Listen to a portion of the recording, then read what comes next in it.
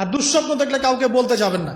দুঃস্বপ্ন দেখলে কাউকে বলতে যাবেন না। যদি দেখেন রাতের বেলা দুঃস্বপ্ন দেখছেন, দুঃস্বপ্ন যদি দেখেন তাহলে বাম দিকে 3 বার থুতু ফেলবেন, থুতু ফেলার ভান করবেন, তারপরে পাশ পরিবর্তন করে ঘুমাবেন। দুঃস্বপ্ন মানুষ দেখতে পারে, আর দুঃস্বপ্ন শয়তানের পক্ষ থেকে দেখানো হয়।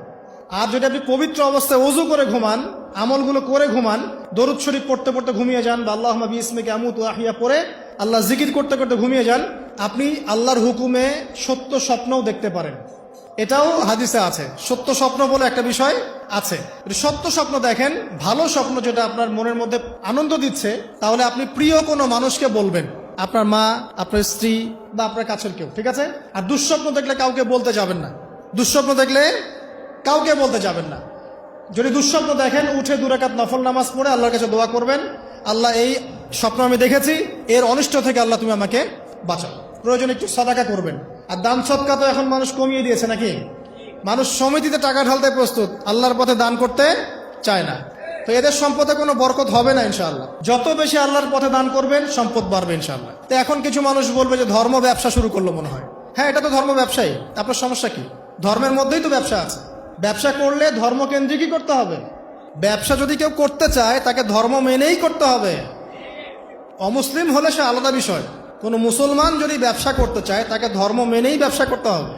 কি করতে হবে? মাপে কম দেওয়া যাবে না, সিন্ডিকেট করা যাবে না, তাই না? মাল মজুত করে বেশি দামে বিক্রি করা যাবে না। আছে না এগুলো নিয়ম? আছে না? আছে। যখন সমাজে একটা রেট চলছে, দাম চলছে, নিজে ইচ্ছা করে দাম বাড়িয়ে দেওয়া যাবে? যাবে না। তো যদি ব্যবসা আপনি করতেই চান, তাহলে তো আপনাকে ধর্ম মেনেই করতে হবে। তো সমস্যা কোথায়?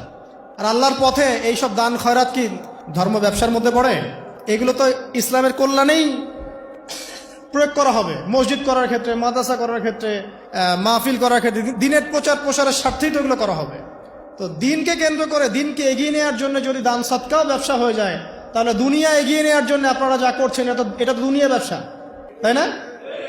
একটা পলিটিক্যাল দলকে ক্ষমতায় নিয়ে যাওয়ার জন্য যা করছেন, এটা তো পলিটিক্যাল ব্যবসা। একটা আদর্শ দর্শন সমাজে প্রতিষ্ঠার জন্য যা করছে, এটা তো আদর্শিক ব্যবসা হচ্ছে। তাহলে জায়নিজম প্রতিষ্ঠা করতে যাচ্ছেন, তো এটা জায়নিজম ব্যবসা হচ্ছে। কমিউনিজম প্রতিষ্ঠা করতে যাচ্ছে, কমিউনিজম ব্যবসা হচ্ছে। মানে সব তো ব্যবসা হচ্ছেই। তাহলে শুধু ধর্মের দিকে চোখ দেন কেন? আশ্চর্য ব্যাপার। তো ধর্মের বিষয়ে তো মানুষ সৎকা করবেই। দান সৎকা না করলে মানুষের সম্পদ বাড়বে কিভাবে? যাকাত, দান সৎকা এগুলো ইসলামের অংশ। আল্লাহ পাক আমাদেরকে বেশি বেশি দান সৎকা করার তৌফিক দান করুন।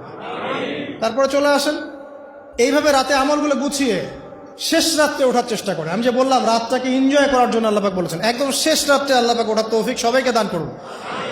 আমাকে, আপনাদের সবাইকে দান করুন। আমি শেষ রাত বলতে কোনটা? রাতকে 3 ভাগে ভাগ করতে হবে। কয় ভাগে? একদম শেষের অংশ। মনে করেন যে 1টা থেকে 4টা বা 5টা বা 1:30 থেকে 5টা, এই যে অংশটা আছে না, এটা হচ্ছে শেষের অংশ। এই অংশটা এত বেশি মূল্যবান। এই সময় মানুষ ঘুম থেকে উঠে যে দোয়া করে, লা ইলাহা ইল্লাল্লাহ ওয়াহদাহু লা শারীকা লাহু লাহুল মুলকু ওয়া লাহুল হামদ ওয়া হুয়া আলা কুল্লি শাইইন কাদির। এরপরে বলে সুবহানাল্লাহ, আলহামদুলিল্লাহ, ওয়া লা ইলাহা ইল্লাল্লাহ ওয়াল্লাহু আকবার, লা হাওলা ওয়া লা কুওয়াতা ইল্লা বিল্লাহ, আল্লাহুম্মা গফিরলি। এরপরে হাত তুলে দোয়া করলে যা চাবেন তাই পাবেন।